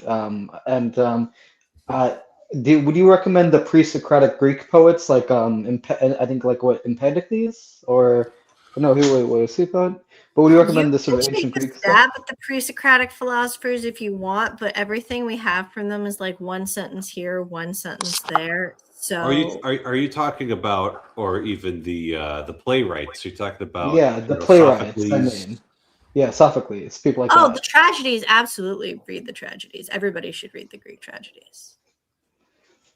Too If depressing. for no other reason than to appreciate how much better it is to have, we'll say, Christian Yes. Christian assumptions. Because man, poor Absolutely. poor Oedipus. All Like, of the- I mean, all what of did he them, do? but- He just got. Yeah, exactly. Yeah, exactly. Yeah, I mean, to my understanding, like a lot of bad ideas came from people who modern interpreters of Sophocles, like Nietzsche and Freud. Yep. Yeah. It's easy to get it wrong. and it's very, people don't really understand the ridiculousness of, we'll say, judging the intelligence of somebody else based on their writing alone and your perspective. That doesn't make any sense. There's not enough information contained in whatever you know and whatever they wrote to make that determination, right? Because a measure would require some kind of a ruler or measurement device that you use, right? So there's got to be at least three objects in the picture. Here's the way that it could work, right? So, like, I'm a canon law student, and I could read an article by the GOAT, Father Beale, about something he wrote, and then, like, that's kind of like the standard, at least for us Americans, is that we all look at Father Beale and we're like, this dude has forgotten more canon law than I'll ever know, right? And then I could maybe read somebody else's article on the same topic and see how it measures up to what he says. But, like, we're still holding up, Father Beale as kind of a standard against which we're measuring. And maybe, there's like a couple of points that, like, maybe have just arrived and weren't relevant when he wrote this back in 1997 or whatever, or it's just outside the scope of his article, where it could still be a useful contribution to the discussion, but it's still, like, measured up to his standard of carefully considering all the details, good canon law work. But that requires so many other things to be there in order for it to actually work. You have to have a standard. You have to have a device to measure, and then you have to have 3 points. Yeah. It's not easy.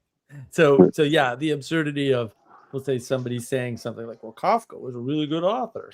I don't think so. I think the odds of that are 0, but sure. I mean, maybe he's the way to say that somebody's a good author is that they would make people good by, or at least on average, by having them read their books.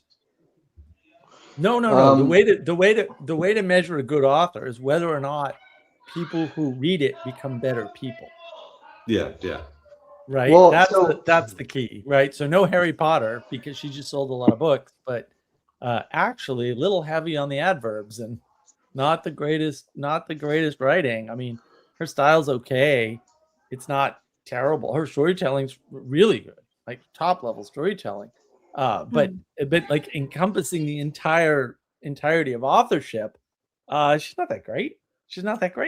And a lot of people who read her became worse on that account. I would argue that would be my argument, right?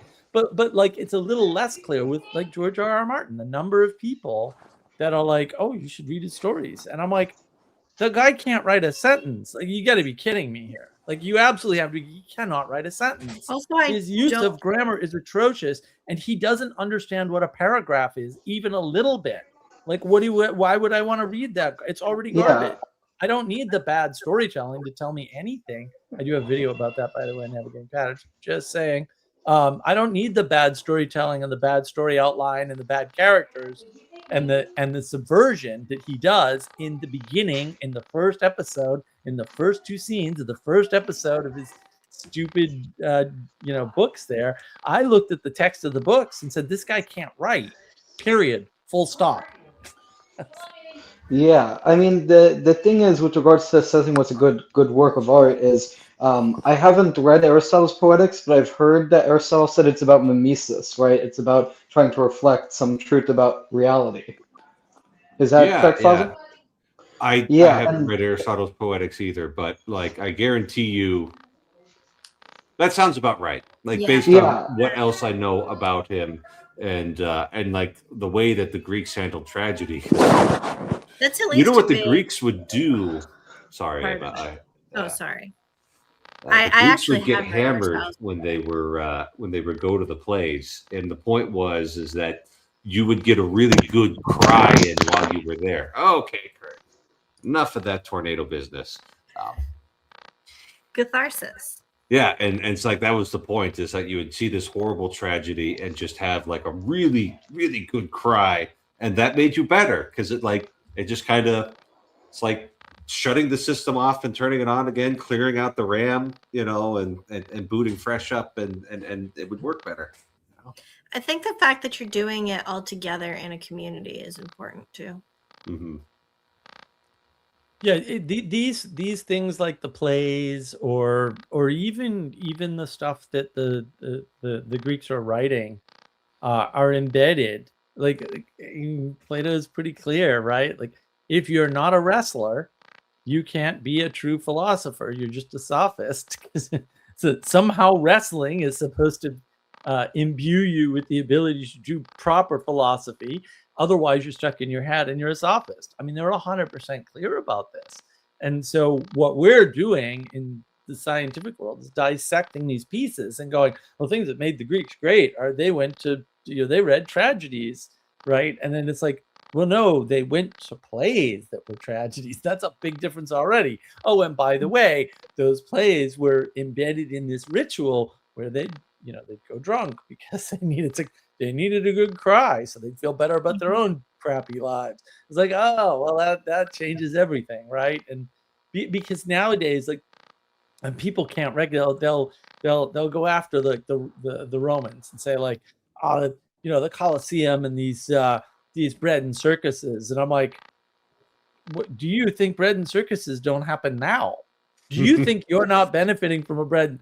Do you honestly believe that is an optional component of human civilization, is a bread and circus? Because I got news for you, kid. Like, every place has bread and circuses at every level. It's a self-similar fractal part of reality. Bread and circuses are required, my friends. They're not going away, and they're not Roman. Yeah. We might say that these are something like perennial patterns, and that with enough discernment, we can navigate them. We might Somebody say should that. do a YouTube channel talking about that, Christopher. It's a really good idea. I mean, or you could just, go to a good church. Exactly. Don't go to one of these evangelical mega churches, I would recommend. Because they want your money. Spiritual cotton candy. Yeah. That's but what it is. Emma, you said that you read Aristotle's Poetics. Is that true that he said it's about mimesis? Yeah, I think there are other things he identifies as well. But I think that's kind of the big one. It's been a couple of years. Well, there's some very important things. Is the rule of ones, right? So there needs to be like one day that everything happens on, and like one theme throughout the whole thing, and one major character and like one antagonist. They're all about these rules of ones. And so if you watch early opera, right, like we're talking like Mozart era opera, they follow all of these rules in Aristotle's Poetics rigidly. And they thought that the Greeks actually sang everything, and so that's why they were sang a lot of it. Yeah, maybe they did, but it's like they were trying to consciously recreate. That's what opera is. Yeah. So I remember just going nuts watching Julius Caesar by Mozart, because there was also like these rules about like how you had to repeat things a certain amount of times. And it was just so tedious. It's like, Julius Caesar was a badass. How did you make this so boring? Yeah. And I was going to say, and to your point, Mark, about philosophers, quote unquote, modern philosophers stealing from the ancient Greeks or coming to the same conclusion, I heard that Heidegger in The Origin of the Work of Art had a very similar conclusion to Aristotle, where it's about the disclosure of being to Dasein, fundamental truths about existence through art. But that seems basically just like mimesis, but with extra words. In German.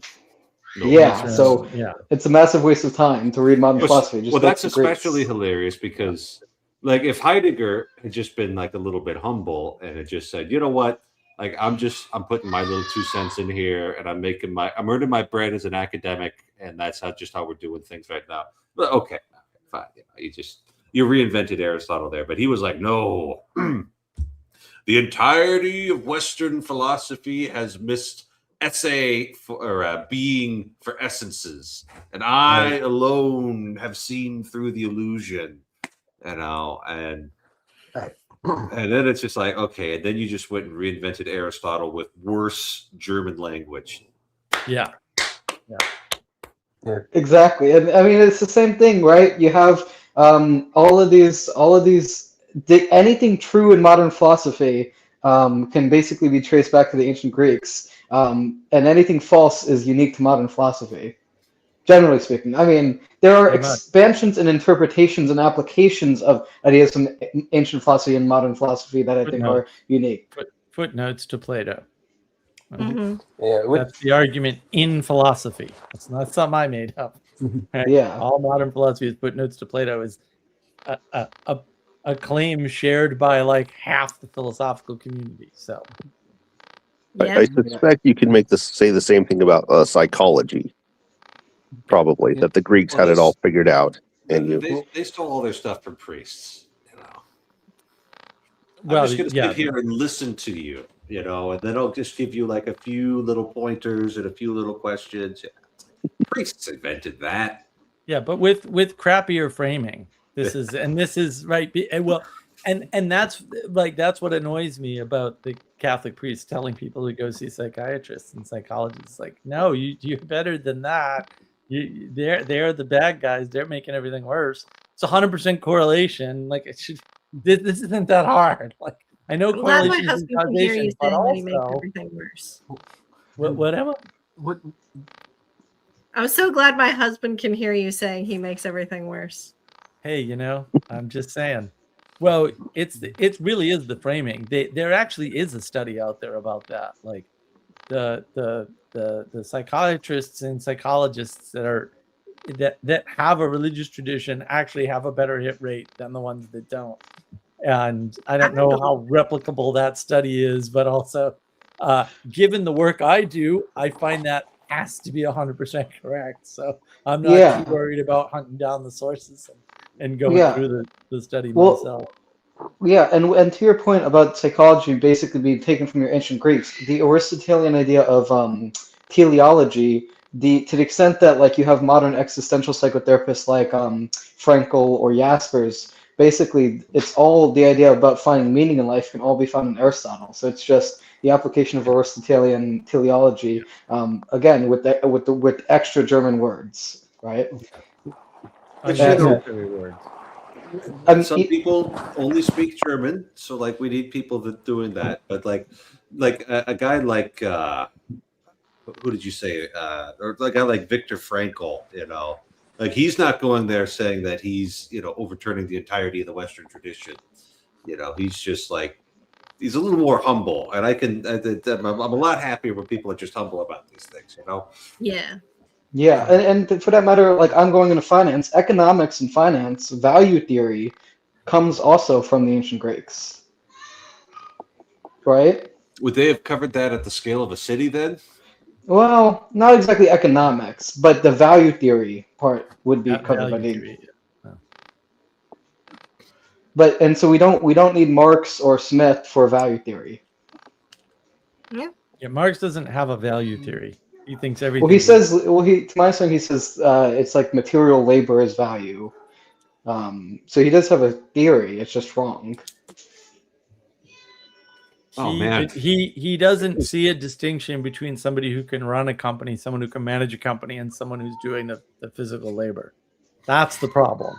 Right? And he tricks people into thinking otherwise, right? But actually, he explicitly says no. These roles are swappable, right? So he's the original equality doctrine jerk off who just made everything equal as a way of solving a problem and fooling people into believing that you didn't need governance as a concept of any kind, and you could just like do things on your own. And because you can negotiate directly with another person, which is also wrong, there's no reason for a government. Meanwhile, of course, that's wrong. And so really it just amounts to the people who want that to be true being in charge.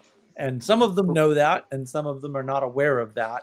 But they naturally take charge, and that's probably not the people you want in charge because probably they don't know what they're doing, right? They don't understand how they got there. Yeah, I mean the only thing is that is still a theory of value, even if it's wrong. No, it's not a theory of value. I'm telling you, he's writing a contradiction. He is on the one hand writing explicitly that there shouldn't be a difference between managers, owners, and people who do physical labor, right? And then he's telling you that because he's saying they're swappable. And then he's saying, no, all the value is in the physical labor. Okay. Both of those have to be wrong for other reasons, but they certainly conflict with one another. And so he doesn't give you a theory of value. It is people that are confused easily read him for some stupid reason and assume that that's exactly what he is in the same way. And you can just ask, I've been doing this for decades. Just ask somebody. So what is Marx's theory of capitalism, please? Like, what's his definition?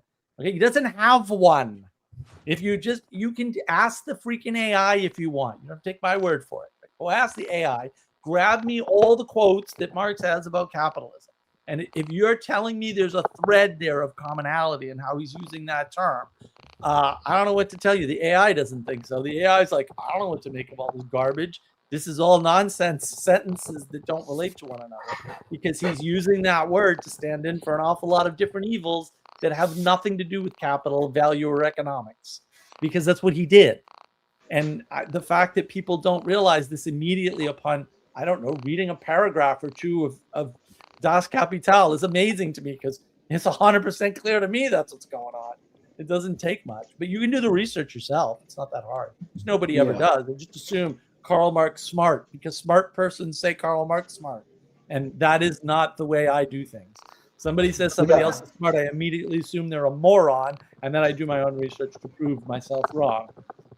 Usually that doesn't work, because usually they're a moron. But sometimes it works great, and then I learn something. Yeah, and that's true. And basically, this is part of the thing is like a lot of the people who call themselves Marxists online I don't think have read a word of Marx. None of them. I do have a friend who is a Marxist and who goes to my chess club, and that's unfortunate. But you know. Yeah, You can sometimes just ignore people it. grow out of it, you know, when they, and then other If he's times young. they join a cult, you know. So like, That's anything right. can happen.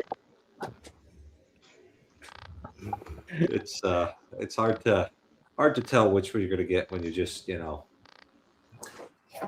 when you're young, you know, like you don't know how people are gonna turn out. You don't know who's gonna get fat, you know, you don't know who's gonna be really successful. It's all a bit of a yeah, it is what it is. However, everybody knew that I was going to be a priest. You know, Oh. Uh-oh. How'd they know? well, I was going into seminary, and then apparently it just Oh. really fits me well. So You can because just at this tell. point in my life, I Oh, don't you know mean what like at else the I end would- of high school, not like for your whole life. Yeah, end of high school. Yeah, that was what I was ruminating on. It's just, you know, I'll bump into classmates, you know, here or there, and it's just curious to see how like this person turned out and that person turned out. Like, you know, a kid who was just kind of wild and rebellious in high school, like settles down really well, you know, wife and 4 kids, very responsible. Well, you know, he just was done with the being kind of wild, you know, and now and then like somebody who seemed to be all right, like all of a sudden there's just all sorts of wild stuff coming out. I'm like, oh man, where did that all come from? And then some people are actually kind of predictable, where they were already kind of a mess, and then they Continued. Continued. yeah, Yeah. continued in that direction. So, you know, but there are surprises out there, and sometimes, occasionally, they're good surprises, and hopefully we can make those things happen. So, Noah, do you think it's an accident that our Lord chose fishermen as his apostles? I don't think so. He seems to have known exactly. He had like 1, maybe 2 accountants, and the rest were all laborers. Perfect. That's yeah, and yeah, just the training they got. It's just like, follow me, I'll show you how to do this. You know, just oh man. Good exemplification. Is that what you're saying, Wow. Father? Yes, it's a 21st century English way of putting these things. You know, Secular. You're what, a secularist? I'm basically stuck in secular language, so the rest of you don't have to. Well, if you insist. I do. It's still dog-headed all the way down, sir. It's Have still you the considered, question. here's just a thought, Mark, and maybe it's a signal for you to consider. The Oh, number no. of people who are shocked to find out that you're not Catholic. They all just assume. Right? And it's Well, one they- of these things, right? Like if you have to tell somebody, if you have to tell somebody that you're a lady, it means you're really not a lady, actually. A lady, everybody just knows that she's a lady already. So, if you have to go around and telling everybody, Mark, that you're dog-headed, that you somehow have this incapacity to cooperate with these structures, is it really the case that if everybody It is. just assumes that you're Catholic? It is really the case, Father. It's really the case. Everybody does not assume I'm Catholic, but Okay, well, enough of my friends do. well, that's their problem. So someone assumed I was a priest once too, Father. So people get these things wrong all the time. You can be dog-headed and still become Catholic. That is true. Yeah. I suppose Saint that Christopher. would be possible, but there might be some value in Saint Christopher after all. I think you guys missed what Peugeot said and why it was important, and that's why I think I like what Noah was saying about what's going on and where he is with the men's group. Like it's that level of granularity. It's like no, we're back to baby Christ. That's the problem. People need to take the baby steps. Like right, and that's really the if you wanted to use the pattern system, the perennial pattern system, that's how you need to look at it. It's like no, we're living in the pagan world, and we need to start the way it started before. And I think Monsignor Shea is onto it, right? Like, oh yeah, from Christendom to apostolic mission. Why would we need to do that? Oh, because we're back in the early part of the Christian cycle. Yes, we are, because we're back living in the pagan world. And you just watch the Sean Diddy Combs documentary for a few episodes. I think I'll You'll pass. know right away. I think I'll pass. I hear enough of Bad. this in the confessional, and the It's stuff I hear in really the bad. confessional, it's I like hope these you are the don't hear people who are coming anything- in. I hope you don't hear anything that horrible. No. This is real simple, Mark. Right? The people I'm getting in the confessional are the ones who are in church. Yeah. That gives me my scale, right? It's like these are the people who are trying to do a good job. Yeah. And then, like every once in a while, you hear like one of those, 20 or 30-year confessions, and you're like, yeah, all right, yeah. I'm glad we got you back in. Let's power wash all of that off with God's Clean that grace, slate. and we'll start over with a clean slate here, and make sure you come to Mass on Sunday because that's important. Yeah, that's the problem. Is you Catholics invented cleaning the slate, and then the scientists just said, "Well, that's the starting point for everybody," because Rousseau, and they don't even know that they're Rousseauians. No, which and is it's funny. like that's just your relationship with God that's restored. But if you've built up bad habits in the midst of, let's say, a sinful life, then like you still have to deal with those bad habits. Yeah. If you've done injustice to people, like you might still be obligated to make some sort of reparation. But it's the original sin that they've removed that allows them to say we start at a blank slate. And I should find the video. Maybe one of these days I'll go look for it. There was a video where Brett Weinstein basically was going into it and just spontaneously reinvented original sin. And like I was laughing for days after that. That was funny. He didn't notice, of course, because he's but it was hysterical to watch one of these evolutionary people like just spontaneously reinvent the idea of original sin and not notice. And just like this is so Tuesday for these people. Like they do this all the time, and they never notice. They never notice that they did it, and it just always cracks me up. It's glorious. I should find it one of these days. Maybe I'll go on a hunt and try to figure out which exact video it is. That data might be available enough that I can narrow it down to. I could probably narrow it down to 20 videos. That's actually a crunchable number. Who's going to crunch it? You or Grok? That's a good question because I could add it into Notebook LM, although I don't think Notebook LM can find it. Oh, I did some interesting things in Notebook LM recently. Like we did the Republic Book Club. I put all those episodes into Notebook LM and then clicked a button, and it made what was for a first pass a very interesting slideshow. It was pretty cool. Colors were great.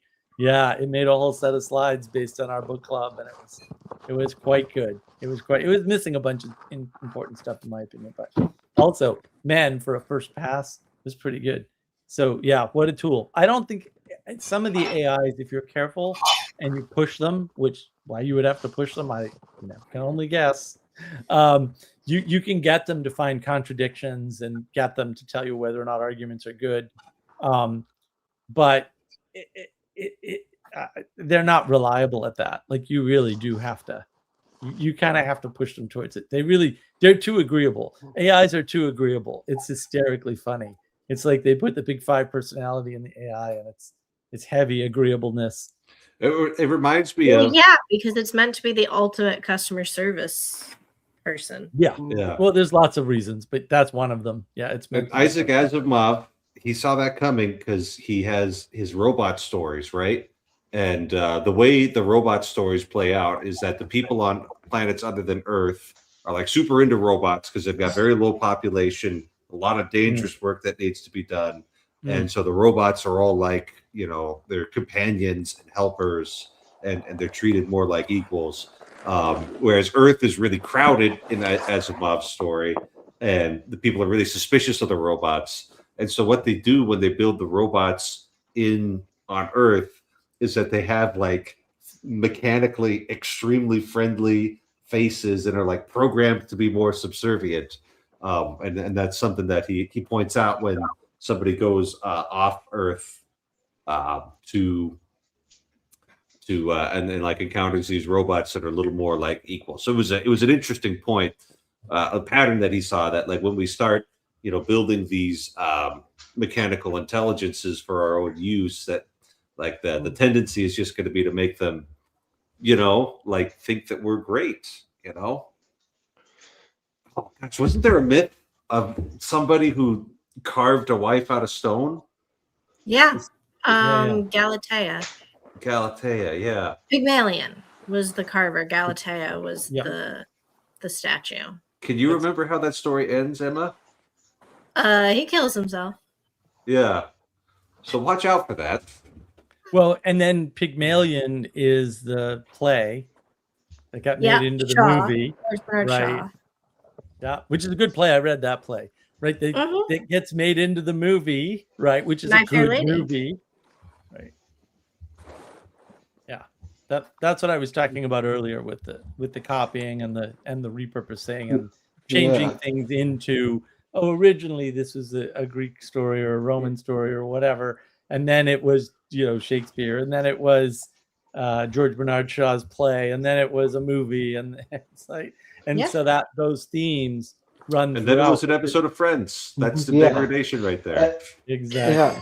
Well, Exactly, like, Father. one of the And ways- Go ahead. Spencer. I would say one of the forms the degradation takes is that to use the I guess Mark and John Vervaeke's language is like the fractal stacking of images and memory, and then finally the point, like the words and concepts pointing, it is just like taken apart, and then like little bits of sugar, so to speak, of enchantment is like shoved in place. Like take this, and it